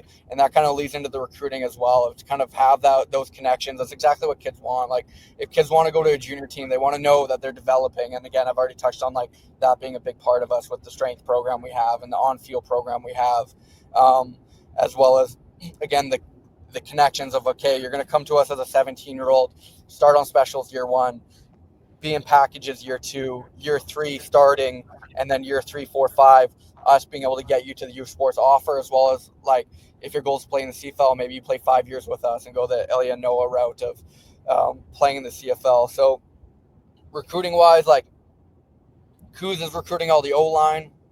He's doing an awesome job shoring that up. Hopefully we can land a few guys in the next couple of weeks. I've been able to focus on defense and allow Jake to kind of focus on the skill positions. Again, it's been huge, even to bring in. To me, it's like it's going to take a year or two for us to really bring in like the mold and the cut of players that we want, and the culture that we want, the vision we want. And it's going to take a couple recruiting classes to get some turnover of, everyone being like handpicked or brought in based on the vision that we have and where we're going.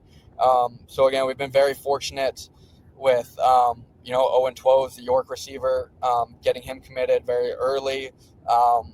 Again, like, and then through connections as well, like and us just honestly, it comes down to hard work as well of us, finding channels like the German O lineman. Like we had a German coach reach out to us and say, Ole, the tackle has CFL potential like next year, and could be someone that could get looked at as a global import of the CFL. And as well as the American Izzy. Again, talking about Warren, like Warren's connections running a 7-on-7 team down in Colorado. It's like, okay, well now we're getting getting looks at guys like Israel Waitman, who runs a 4.5 laser, and absolutely I think he'll be the best free safety in the CJFL. So again, it's just like things like that. They just build, and they build an energy around the team that allows us to get Alex Walters, a receiver from Laurier, and him follow, and then basically us having the things in place and having the vision that he can feel comfortable committing in like less than a week. So it's a lot of energy around the team that's very special right now. Yeah, I know there's a saying of it ain't no fun when the rabbit got the gun, and I feel like that's kind of what the Raiders feel like right now. Of like now we're starting to have a little bit of control here going forward, and hopefully next year is a good one for us. Sean, if you don't mind, maybe talk to kids that are available out there right now of why any young kids or even 22-year-olds that are veterans, why they should join the VI Raiders right now and start to be a part of this movement going forward. I think we're at like a very special opportunity, especially for some high school kids, some very good ones. That like, yes, we have a lot of top end talent, but we need to build up the base, and we need to build some depth, and we need some guys that can come in and play right away, especially on the defensive side of the ball. Like offensively, we're going to be pretty old.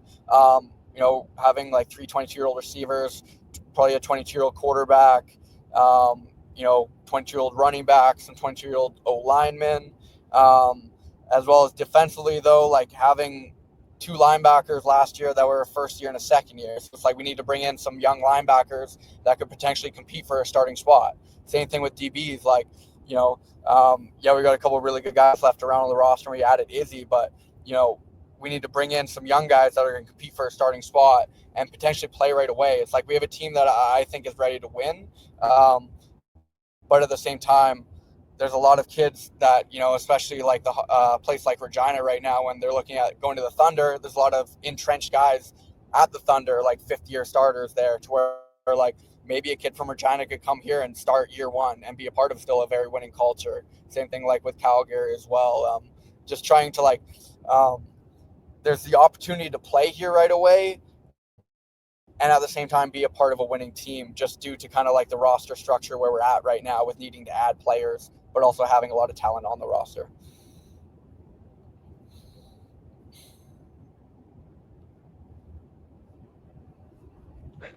My bad, Sean. I muted myself. If you don't mind, though, for a second, Sean, talking a bit about your team now, and you could even mix in some of the recruits that maybe you think will have some bigger roles this upcoming season. But who are some of those voices in the locker room? You know, it could be on offense, could be on defense. Some of the pillars of the team that you think will be going forward. You know, those guys like you mentioned, the Phils and Kai's and stuff like that. Even the guys on offense, Rubens and some of those guys that'll be returning, of who you're going to look to, you know, lean on next year. Of, you know, not only production on the field, but also being that voice in the locker room and kind of that gap between, you know, coach, player, and also, you know, as players, I'm sure we kind of know of, you know, being a younger coach, you can also relate to your team, but also you're not going to, you know, maybe listen to your coach as much as a guy that, you know, you're in the fire with, and maybe you look up with, you know, it's the first year player that maybe is going to listen to, you know, his vet more than a coach. And whether that's right or wrong, that's just kind of sometimes how things happen. Um, Talk a little bit about kind of your locker room and some of those guys that you're going to lean on next year and going forward. Yeah, so I mean, obviously Phil's the big one. You know, basically he's missed on one hand how many workouts, or I can count on one hand how many workouts he's missed in 3 years. You know, leading that defense for sure will be counted on, as well as like, you know, him and the. I think one thing that speaks really highly about the team we have right now is like him and Ruben both have like full scholarship opportunities at some Can West schools, but like they feel like they have some unfinished business that they want to achieve with the team that we have right now. And also having like no, basically when we first brought in, when I first started with the team, we had like 20 kids ask for releases. Where this year, we haven't had any kids so far ask for a release, which again just talks about the stability and like the excitement around the team. But you know, Ruben's gonna be a big one. There's a couple guys like Blaze and Parker, receivers, in that group that we want them to find their voice this year because they're studs that can play in the CFL.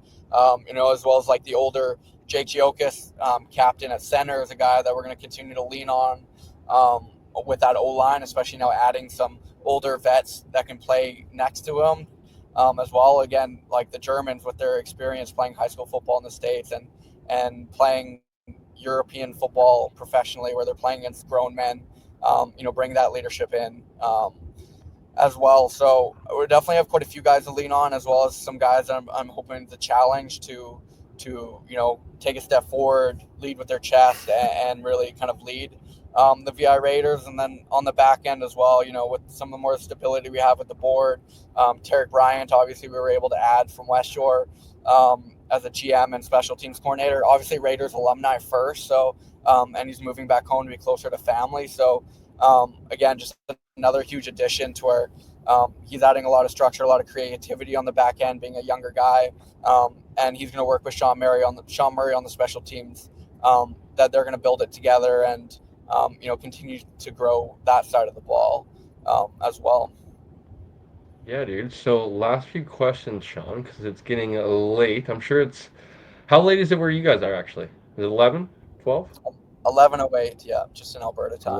11:08. So last few questions for you here, bud. And I know I already have given you flowers, but I can't say enough, dude, of how much of a good job you are doing in our community, and not even in the community as well. Just kind of going to these other the raw camps and stuff like that, taking these kids to 7-on-7 opportunities. I asked you about the vision of the VI Raiders going forward, and that's obviously your program and your team, but also within the community now of, I know you obviously would love to keep a lot of these guys kind of that similar style of Barsby. I think what makes Barsby such a good program is, you almost run the same systems from, junior bantam and into, high school and stuff like that and into high school of,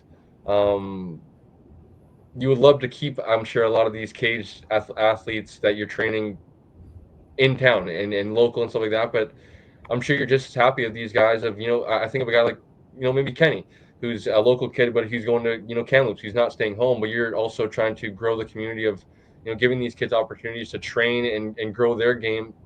What's your vision for the community here going forward for football and trying to continue to grow?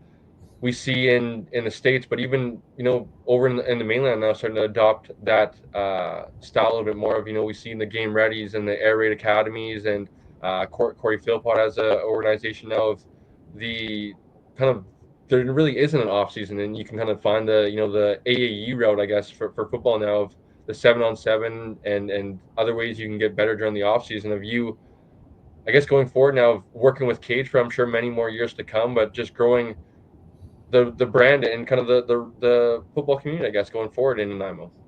Yeah, I feel like my goal is just to be someone that people can depend on to kind of help guide them through their football journey. Like you mentioned, Kenny, who signed with Kamloops. It's like I talked to his mom multiple times on the phone about that opportunity, about the opportunity with us, and kind of what could be best for him. And I tried to do it, especially because he worked with me at Cage in an unbiased way, to where it's like, yeah, maybe you do get earlier snaps at Kamloops, or he has family out there, and he's looking to potentially do school out there to where it aligns better with his goals right now, to where like I'm not going to shut a kid like that out, like at all.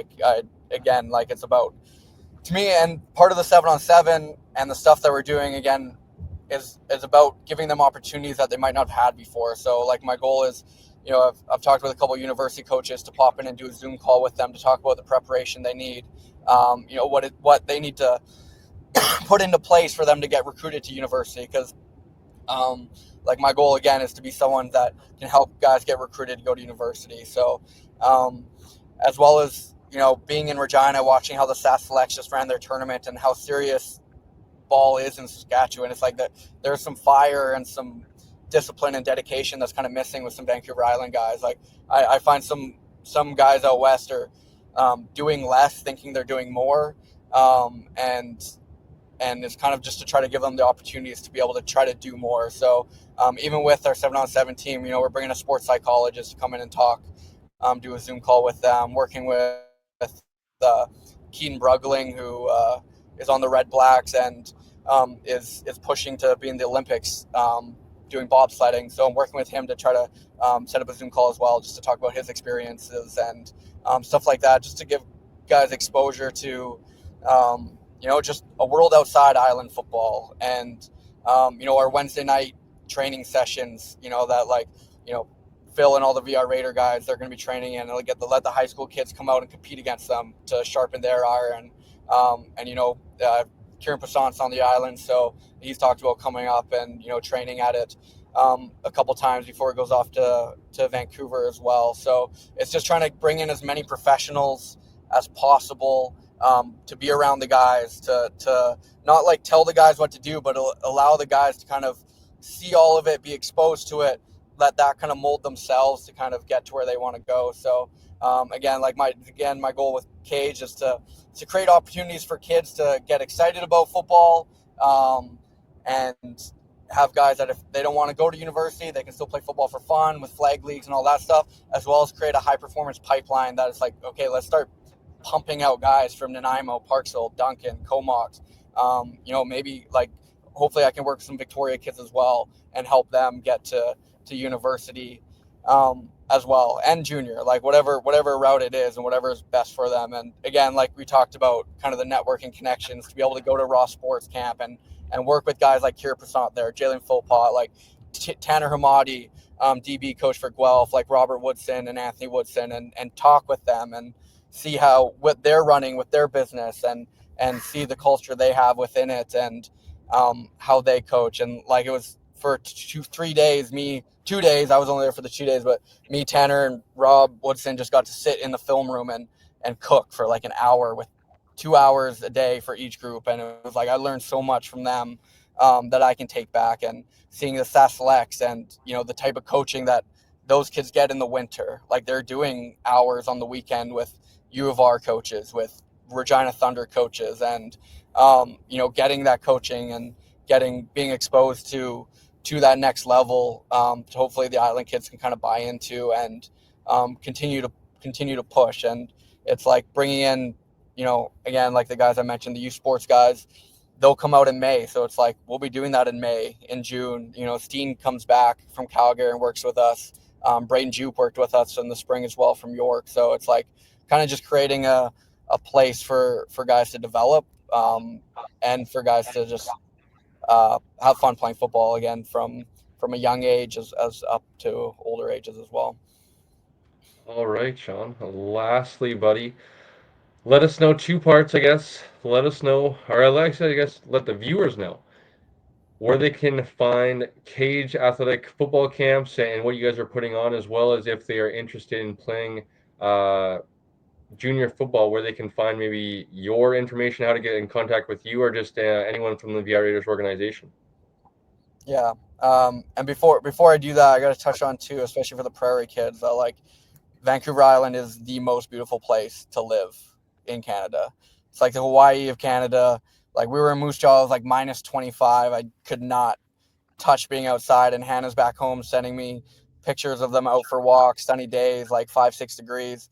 And it was funny because I've been telling kids that it hasn't dipped below 5 degrees yet on the island during the day, and just so happened when I was posting on the Raiders Instagram of like the degrees, it was exactly 5 degrees. So I lucked out with that. But in terms of like finding VR Raiders, if you want to get recruited to the VR Raiders, go through our website, recruit registration, or following me on Instagram, Sink or Swim Performance, as well as like Cage Athletics. You can find them just Cage Athletics, their website and Instagram. Like we're taking a 7-on-7 team down to San Diego, to Calgary for Raw Sports Tournament, doing a lot of cool things this year, and trying to grow it as well, like continually trying to grow and get better. And it's like basically I keep telling kids too, it's like we're in year 2 again. It's like basically same thing with the Raiders and Cage. It's like we're all going on year 3, year 2, or whatever it is. And I just feel like we're at baby legs of everything, and we're just starting to run. And ideally we can grow up really fast, and hopefully we can win a national championship in the near future. That's the goal of the organization, and it's the vision, and as well with Cage of sending guys to the CFL, sending guys to university, and start building that reputation and brand, as well on the island as well as Western Canada. Yes, well said, buddy.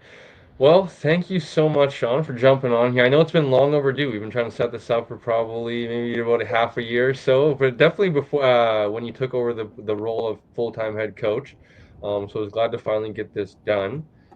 I hope you boys get back to the island safe and sound. I hope you're not too tired for tomorrow night's flag football playoffs, Yeah, though, Sean. Although I know we're not playing against each other, I hope you guys do make it to the finals, or at least not let Noah I don't know if we want to hear Noah after he beats you guys, Sean. That would be something else, to tell you that. yeah. I think it's the league's goal is to potentially not let Noah win. So yeah, ideally it'll be a fun night for sure. Upset City is coming, Sean. I'm telling you, we're copying the hooligans' mindset. We're going from 0 and whatever, 0 and 6, 0 and 5 to winning the championship. I'm calling it right now, and we're gonna rewind the tape next week. Need And Marshall Cook to get 6 touchdowns then. the Ninjas are going to be 2025 champions a week from now, bud. But yeah, like I said, get home safe. Don't get too tired for tomorrow night's big matchups. And I'm sure we'll talk tomorrow, dude. So thank you for joining, Sean. Like Sean was saying, Sink or Swim Performance on Instagram. Go hit him up for all the cage stuff, all the VR Raider stuff as well. If you guys enjoyed today's episode, please like, comment, subscribe. Subscribing is the most important. We're on the road to 300 subscribers, so I think we're just under 7 or so away. It'd be greatly appreciated if we are just a month away from the 1 year mark of rebranding to the Canadian Football Fanatics. So, Sean, appreciate it, buddy. We will catch everybody on the next one. All right, dude.